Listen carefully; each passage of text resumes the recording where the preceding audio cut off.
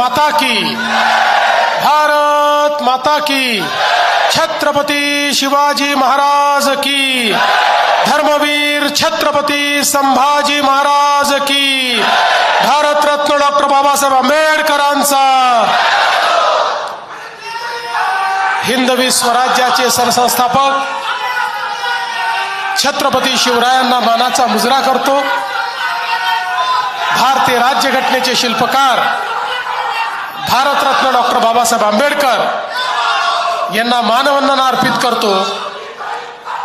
आणि आज बीड जिल्ह्यामध्ये आल्यानंतर आमचे नेते, आमचे मार्गदर्शक आणि ज्यांनी आम्हाला राजकारणाची दिशा दिली ते लोकनेते गोपीनाथराव मुंडेजी यांच्या चरणी देखील नतमस्तक होतो। आजच्या आपल्या या नगरपालिकेच्या प्रचार सभेमध्ये मंचावर उपस्थित गोपीनाथरावजींचा वारसा अत्यंत समर्थपणे चालवणाऱ्या मंत्रिमंडळातील ज्येष्ठ मंत्री श्रीमती पंकजाताई मुंडे, आमदार सुरेश अण्णा धस, जिल्हाध्यक्ष शंकरराव देशमुख, या ठिकाणी उपस्थित युवा नेते डॉक्टर योगेश क्षीरसागर, डॉक्टर सारिकाताई क्षीरसागर, बदामरावजी पंडित, सर्जेरावजी तांदळे, केशवरावजी आंधळे, आदित्य सारडा, बाळराजे पवार, गणेश लांडे, शांतीलाल डोरले, नवनाथ शिराळे, सुवर्णाताई लांबरूड, रसिकभाई शेख, रामभाऊ कुलकर्णी, सलीमभाई जहांगीर, ॲडव्होकेट वाल्मिक निकाळजे,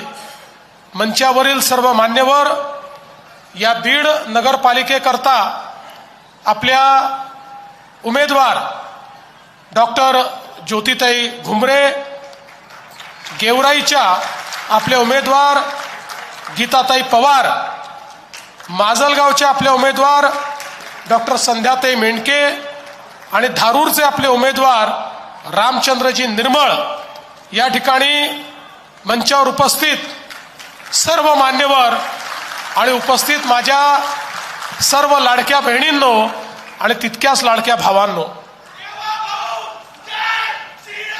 जय श्रीराम। आज मला अतिशय आनंद आहे की नगरपालिकेच्या निवडणुकीच्या निमित्ताने बीडमध्ये आपल्यामध्ये मी उपस्थित आहे। बंधू भगिनींनो, लोकशाहीमध्ये स्थानिक स्वराज्य संस्थेची निवडणूक हा एक उत्सव आहे।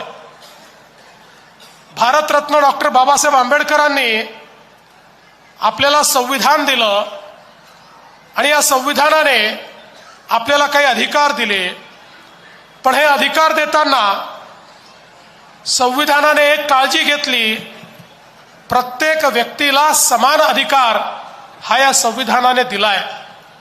आज या निवडणुकीमध्ये टाटा, बिर्ला, अडाणी, अंबानी यांनाही एकाच मताचा अधिकार आहे आणि आपल्यालाही एका मताचा अधिकार आहे। अशा प्रकारची ही रचना लोकशाहीची झाली आहे। आणि या लोकशाहीमध्ये हा जो मताचा अधिकार दिला आहे तो विवेकपूर्ण वापरण्याची जबाबदारी देखील याच लोकशाहीने आपल्यावर टाकली आहे। आपण बघा, एक काळ होता आपल्या देशामध्ये राजेशाही होती। राजेशाहीमध्ये राणीच्या पोटातून जो जन्म घ्यायचा तो आपला राजा व्हायचा, पण लोकशाहीने सांगितलं राणीच्या पोटातून जो जन्म घेईल तो राजा होणार नाही, मताच्या पेटीतून जो जन्म घेईल तो खऱ्या अर्थानं लोकशाहीमध्ये राज्यकारभार चालवेल।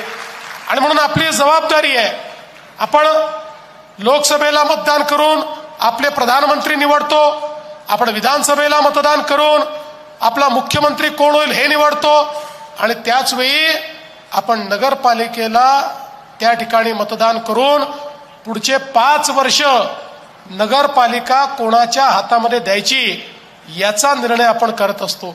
आणि म्हणून ही नगरपालिकेची निवडणूक अतिशय महत्त्वाची निवडणूक आहे। उद्याच मतदान होणार आहे। बंधू भगिनींनो, आपला देश जेव्हा स्वतंत्र झाला त्यानंतर सातत्याने आपण म्हणायचो भारत छोट्या छोट्या गावात राहतो, गावाचं कल्याण म्हणजे भारताचं कल्याण, गावाचा विकास म्हणजे भारताचा विकास, आणि ते सत्यही होतं. पण ते सत्य स्वीकारत असताना जवळजवळ 60-65 वर्ष आपल्या राजकीय व्यवस्थेने आणि आपल्या नेत्यांनी विश्वासात घेतलं नाही की भारत जसा गावात राहतो तसा भारत शहरांमध्ये देखील राहतो. शहरांमध्ये लोक राहतात, त्यांच्याही काही मूलभूत गरजा आहेत, आणि विशेषतः आपण 60-65 वर्ष शहरांकरता कुठल्या योजनाच केल्या नाहीत, शहरांच्या विकासाचा विचार केला नाही. एकीकडे अन्न, वस्त्र, निवारा, शिक्षण, आरोग्य, रोजगार याच्या संधी शोधत लोक गावातनं शहराकडे येत होते, शहराची लोकसंख्या वाढत होती, आणि मग गावातनं आलेल्या व्यक्तीला शहरामध्ये जागा मिळत नव्हती. मग जिथे अतिक्रमण करता येईल तिथे अतिक्रमण करून लोक बसले, झोपडपट्ट्या तयार झाल्या, लोकसंख्या वाढल्यामुळे पिण्याच्या पाण्याचे प्रश्न निर्माण झाले, घनकचऱ्याचा प्रश्न निर्माण झाला, लोकसंख्या वाढल्यामुळे नाल्यांमधनं मैला व्हायला लागला. मग तोच मैला त्या ठिकाणी डास, मच्छर, रोगराई तयार करायला लागला. तोच आपला मैला आपल्या विहिरींमध्ये, नद्यांमध्ये, नाल्यांमध्ये जायला लागला. त्यातनं आपलं जलस्रोत खराब झालं. एकूणच जर आपण बघितलं तर आपली शहरं ही चांगली व्हायच्या ऐवजी वाईट व्हायला लागली. तिचं जीवनमान हे अजून खाली जायला लागलं. पण बंधू भगिनींनो, देशामध्ये पहिल्यांदा मोदीजी देशाचे प्रधानमंत्री झाल्यानंतर मोदीजींनी सांगितलं की या ठिकाणी जसा भारत गावांमध्ये राहतो तसा भारत शहरांमध्ये देखील राहतो. गावाचा विकास जसा आपल्याला करायचा आहे तसा शहरांचाही विकास आपल्याला करायचा आहे. मोदीजींनी सांगितलं देशाचा 65% GDP हा शहरांमध्ये तयार होतो. वस्तू आणि सेवांची निर्मिती, आरोग्य सेवा, शिक्षण या सगळ्या सोयी या शहरांमध्ये आहेत. रोजगाराच्या संधी शहरांमध्ये आहेत. त्यामुळे शहरात गुंतवणूक केली पाहिजे, शहरातलं इन्फ्रास्ट्रक्चर तयार केलं पाहिजे. शहरामध्ये राहणारा गरीब, शहरामध्ये राहणारा मध्यमवर्गीय याच्या जीवनामध्ये परिणामकारक जर आपण बदल केला तर शहराचं जीवन चांगलं होईल आणि अधिक मोठ्या संधी आपल्या शहरांच्या माध्यमातून सुरू होतील. आणि म्हणून पहिल्यांदा देशाच्या इतिहासामध्ये मोदीजींनी शहराकरता योजना तयार केल्या. स्मार्ट सिटी सारखी योजना असेल, अमृत शहरांसारखी योजना असेल, स्वच्छ भारत शहरी मिशन असेल, प्रधानमंत्री आवास योजना शहरी असेल, हर घर जल शहरी असेल, अशा अनेक योजना पहिल्यांदा देशाच्या सरकारने लाखो कोटी रुपये हे शहरांच्या विकासाकरता त्या ठिकाणी देण्यास सुरू केलं. आणि आपल्या महाराष्ट्राला देखील जवळपास या योजनांच्या माध्यमातून 50,000 कोटी रुपये हे माननीय मोदी साहेबांनी विकासाकरता उपलब्ध करून दिले. आपण महाराष्ट्राचा जर विचार केला, महाराष्ट्रामध्ये 6.5 कोटी लोक 40,000 गावांमध्ये राहतात आणि तेवढेच 6.5 कोटी लोक बीड सारख्या 400 शहरांमध्ये राहतात. म्हणजे 6.5 कोटी लोक 40,000 गावात आणि 6.5 कोटी लोक 400 शहरांमध्ये. या शहरांचं चित्र बदललं पाहिजे, या शहरांमध्ये मूलभूत सोयी झाल्या पाहिजेत. आणि म्हणून मोदीजींनी ज्यावेळी या संदर्भातल्या योजना आम्हाला दिल्या, मला आठवतं मी मुख्यमंत्री होतो, पंकजाताई या ठिकाणी पालकमंत्री होत्या. या बीडमध्ये आमदारही आमचे नव्हते, नगराध्यक्षही आमचे नव्हते. भारतभूषणजी हे नगराध्यक्ष होते, जयदत्त अण्णा त्यावेळी आमदार होते. पण आम्ही त्या ठिकाणी कुठलाही भेदभाव केला नाही, कारण बीड सारखं शहर, मी आणि पंकजाताईंनी हा निर्णय घेतला की आमच्या मुंडे साहेबांचं प्रचंड प्रेम असणारं हे बीड शहर आहे, हे जिल्ह्याचं मुख्यालय आहे आणि मराठवाड्यामध्ये एक अत्यंत मध्यवर्ती अशा प्रकारचं हे शहर आहे. त्यामुळे कोणाची सत्ता असू द्या, आपण मदत केली पाहिजे. आणि त्या ठिकाणी जसे योगेशजींनी सांगितलं, जवळजवळ 500 कोटी रुपयाच्या योजना या बीडमध्ये आपण सुरू केल्या. आज बीडचं जे बदललेलं चित्र आपल्याला दिसतं आहे, हे सगळे पैसे माननीय मोदीजींनी आणि त्या काळात आपल्या सरकारने दिलेले पैसे आहेत. त्याच्या आधी नाही त्याच्यानंतरही नाही, हे सगळे पैसे हे माननीय मोदीजींच्या नेतृत्वाने आम्ही काय करू शकलो, याकरता करू शकलो की पहिल्यांदा मोदीजींनी शहर विकासाची दृष्टी दिली. त्यांनी सांगितलं मी पण पैसा देतो, राज्याने पण पैसा दिला पाहिजे आणि आपली शहरं बदलली पाहिजेत. आज बघा जवळपास बीडमध्ये पिण्याच्या पाण्याची योजना त्या ठिकाणी झाली. आता त्या योजनेमध्ये आपल्याला लोड वाढवायचा आहे, काळजी करू नका. या ठिकाणी आपल्या ज्योतिताई निवडून आल्याबरोबर लोड वाढवण्याकरता 30 कोटी रुपयाची आवश्यकता आहे. ते जर लोड वाढवलं तर या बीडला अतिरिक्त पाणी या ठिकाणी मिळणार आहे. आम्हाला बीडच्या प्रत्येक घरामध्ये माझ्या माता भगिनींनी नळ उघडल्यावर पाणी आलंच पाहिजे, अशा प्रकारचं बीड तयार करायचं आहे. भुयारी गटारी करता आपण पैसा दिला, त्या संदर्भातलं काम काही झालंय, काही चाललेलं आहे. आणि आता वाढीव जो भाग आहे, कारण शहराचा विस्तार झाला, हद्दवाढ आपण केली, हद्दवाढी करता देखील निधी आपल्याला आवश्यक आहे. तोही निधी जसा मागच्या वेळेसही आम्ही उपलब्ध करून दिला, आताही तो निधी आम्हीच उपलब्ध करून देऊ, हा विश्वास मी तुम्हाला देतो. तुम्ही एक गोष्ट लक्षात ठेवा, पंकजाताई या जरी आत्ता पालकमंत्री नसल्या तरी देखील या महाराष्ट्राच्या मंत्रिमंडळातल्या त्या ज्येष्ठ मंत्री आहेत. त्यामुळे त्यांचा शब्द हा या ठिकाणी खाली पडत नाही. त्यामुळे बीडमध्ये त्यांनी मागणी केली आणि सरकारने केलं नाही, असं कधीच या ठिकाणी होत नाही. आणि म्हणून या ठिकाणी रस्त्यांची कामं आता 2 टप्प्याचे पैसे आपण दिले, 3ऱ्या टप्प्याचा पैसा द्यायचा आहे. त्याही संदर्भात आपण जी काही योग्य कारवाई आहे ती करणार आहोत. आणि जवळजवळ 6,000 घरं मोदीजींच्या प्रधानमंत्री आवास योजनेतनं या ठिकाणी मिळाली आहेत. पण योगेशजी तुम्हाला सांगतो, अजून खूप लोकांना तुम्हाला घरं द्यायची आहेत. तुम्ही घरं का नाही देऊ शकला माहिती आहे? कारण लोकांजवळ जमिनीची मालकी नव्हती, पट्टे नव्हते. 2च महिन्यापूर्वी आपल्या सरकारने निर्णय घेतलाय की झोपडपट्टीत राहणारा किंवा बेघर अतिक्रमणधारी या सगळ्यांचं अतिक्रमण आता आपण नियमित करणार आहोत आणि त्यांना मालकी हक्काचा पट्टा देणार आहोत.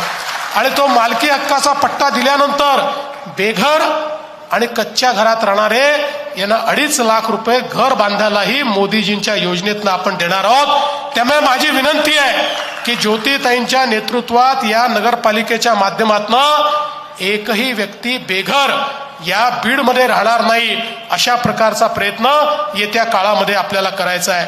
खरं म्हणजे पंकजाताईंनी आता एक मिशन हातामध्ये घेतलेलं आहे आपल्या नद्या स्वच्छ करण्याचं. आम्ही त्या संदर्भात एक वेगळी अथॉरिटी तयार केलेली आहे. त्यांच्या मंत्रालयाच्या अंतर्गतच एक अथॉरिटी तयार केली आहे आणि आता केंद्र शासनाची मान्यता घेऊन एक नदीचा एक चांगला प्लॅन या महाराष्ट्रामध्ये आम्ही करणार आहोत. आणि ज्या ज्या गावातनं नद्या जात आहेत आणि ज्या ज्या आपल्या प्रमुख नद्या आहेत त्याचं शुद्धीकरण करायचं आणि गावामध्ये रिव्हरफ्रंट तयार करायचे, अशा प्रकारचं एक जलशुद्धीकरणाचं मिशन आपण हातामध्ये घेतलं आहे.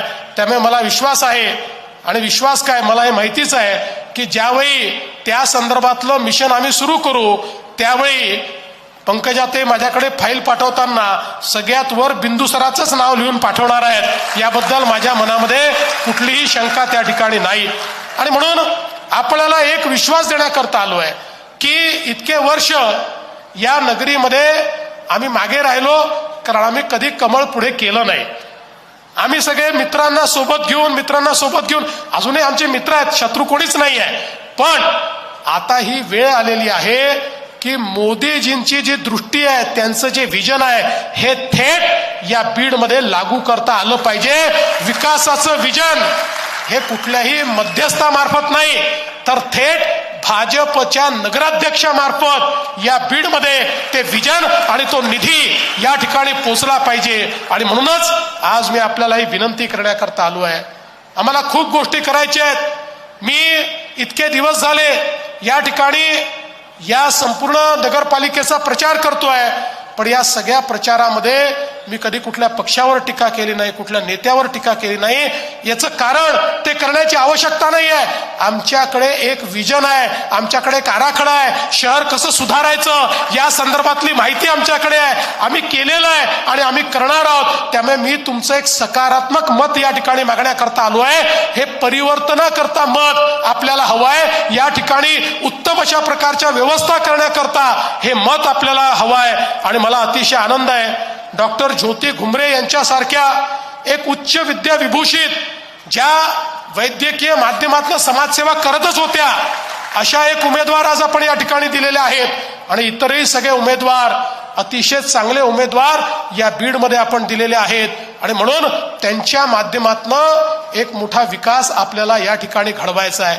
आपण बघा, आम्ही केवळ आश्वासनं देऊन जाणारे लोक नाही आहोत, आधी करून दाखवलंय, पुढेही करणारे लोक आहोत. ज्यावेळी मागच्या निवडणुकीमध्ये महाराष्ट्रामध्ये एक मोठा विजय आम्हाला मिळाला आणि आपल्या आशीर्वादानं पुन्हा सरकार तयार झालं, अनेक लोक म्हणायला लागले आता या भाजपवाल्यांना इतक्या जागा मिळाल्या की हे पहिलं काम करतील आणि लाडकी बहीण योजना बंद करतील.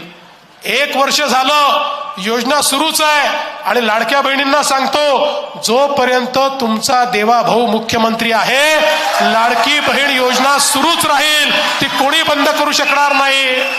पण ज्योतिताई, गीताताई, संध्याताई, रामचंद्र भाऊ, तुम्हाला माझी विनंती आहे, तुम्हाला ही मंडळी निवडून देणारच आहे, पण पुढच्या काळामध्ये माझ्या लाडक्या बहिणींना केवळ लाडक्या बहिणी ठेवू नका, त्यांना लखपती दीदी म्हणा, त्यांना लखपती दीदी करा. कारण आता मोदीजींनी आपल्या लाडक्या बहिणींना लखपती दीदी करण्याचा कार्यक्रम दिलाय आणि मला सांगताना अभिमान आहे, गेल्या 1.5 वर्षामध्ये आम्ही 50 लाख लाडक्या बहिणींना ऑलरेडी लखपती दीदी केलाय. पुढच्या वर्षीपर्यंत 1 कोटी माझ्या लाडक्या बहिणी लखपती दीदी असतील. आम्हाला आमच्या सगळ्या लाडक्या बहिणींना लखपती दीदी करायचं आहे आणि म्हणून या 4ही नगराध्यक्ष पदाच्या उमेदवारांवर मी जबाबदारी टाकतो. आम्ही सगळे तुमच्या पाठीशी आहोत. पंकजाताई असतील, योगेश दादा असतील, सुरेश भाऊ असतील, मी असेल, बदामरावजी असतील, आम्ही सगळे तुमच्या पाठीशी आहोत. तुम्ही आमच्या लाडक्या बहिणींच्या पाठीशी उभ्या राहा. आणि या ठिकाणी योगेशजींनी सांगितलं, उमेद मॉल तयार झाला पाहिजे. आमच्या बचत गटांकरता या ठिकाणी एक मॉल बांधण्यात आला पाहिजे. मी आजच तुम्हाला आश्वासन करतो की जरूर या बीडमध्ये एक बचत गटांच्या वस्तूंच्या विक्री करता आपण मॉल बांधू आणि आमच्या महिलांच्या हाताला काम देऊ. बंधू भगिनींनो, मी आपला अधिक वेळ घेणार नाही. तुम्हाला एवढीच विनंती करण्याकरता आलो आहे, उद्याचा दिवस महत्वाचा आहे. उद्या सगळ्यांना मतदानाला जायचं आहे. कमळ चिन्ह आपल्याला माहिती आहे. मी एवढीच विनंती करतो, उद्याच्या दिवसभरात कमळाची काळजी तुम्ही करा, पुढचे 5 वर्ष तुमची काळजी आम्ही करू, हा विश्वास तुम्हाला देतो आणि माझं बोलणं संपवतो. धन्यवाद. जय हिंद, जय महाराष्ट्र.